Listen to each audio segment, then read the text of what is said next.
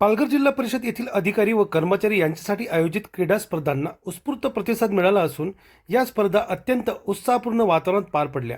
मुख्य कार्यकारी अधिकारी मनोज रानडे यांच्या अध्यक्षतेखाली मुख्य लेखा व वित्तीय अधिकारी सचिन कवठे, जिल्हा आरोग्य अधिकारी डॉक्टर संतोष चौधरी, जिल्हा कार्यक्रम अधिकारी महिला व बाल विकास व्यंकटराव हुंडेकर तसेच सर्व विभाग प्रमुख, गट विकास अधिकारी यांच्या प्रमुख उपस्थितीत या स्पर्धेचे उद्घाटन झाले। तालुका पालघर रंग हिरवा जो निसर्ग समृद्धी आणि आशेचे प्रतीक आहे। पालघर तालुका रंग हिरवा जो निसर्ग समृद्धी आणि आशेचे प्रतीक आहे। आपल्याला माहितीच असेल की आपला हा पालघर जिल्हा हा सागरी, नागरी आणि डोंगरी भागाने नटलेला आहे आणि ह्या डोंगरी भागाचं नेतृत्व करणारा हा पालघर जिल्हा आणि त्यांचा हा हिरवा रंग, हिरवाईने नटला हा महाराष्ट्र आणि हिरवाईचा हा द्योतक आहे आपला पालघर जिल्हा। लाल रंग तलासरी तालुका, लाल रंग उत्साह, धैर्य आणि शक्तीचे प्रतीक असलेला हा रंग लाल।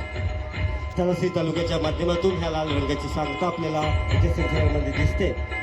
जो तलासरी संघ अतिशय काटक आणि शिस्तबद्ध खेळासाठी प्रसिद्ध आहे, अशा ह्या तलासरीच्या खेळाडूंचा चमू मुख्य मंचासमोरून मार्गस्थ होत आहे।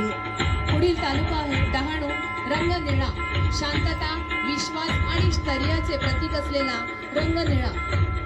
रंग निळा ह्या शांततेच्या माध्यमातून या क्रीडा महोत्सवामध्ये आम्ही नियमांचं पालन करू, खेळाचा अपमान होईल, देशाचा अपमान होईल, खेळाच्या माध्यमातून आपल्या विभागाचा अपमान होईल असं कोणतेही कृत्य करणार नाही। शांतता आणि शिस्तीमध्ये आम्ही हा खेळ खेळू।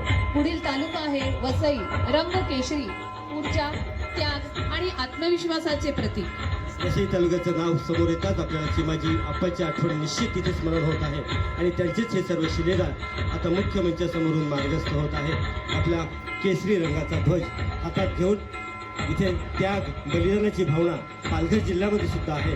कालच आपण हुतात्मा 10 तासावर सुद्धा गेला असेल तर कृपया, किंवा म्हणजे अगदी मोबाईल बघता असं नाही, पण ऑफिसात बसलो तर त्या स्क्रीनवरही आपण काम करताना बघत असतो, तर ह्यातून वेळ काढून सकाळचा 1 तास त्यातला कमी करून स्वतःच्या ह्याच्यासाठी, शरीरासाठी, म्हणजे त्यात चालणं असेल, पळणं असेल, योगा असेल, इतर काही व्यायाम असेल किंवा कुठलाही खेळ असेल, यासाठी प्रत्येकानं द्यावा।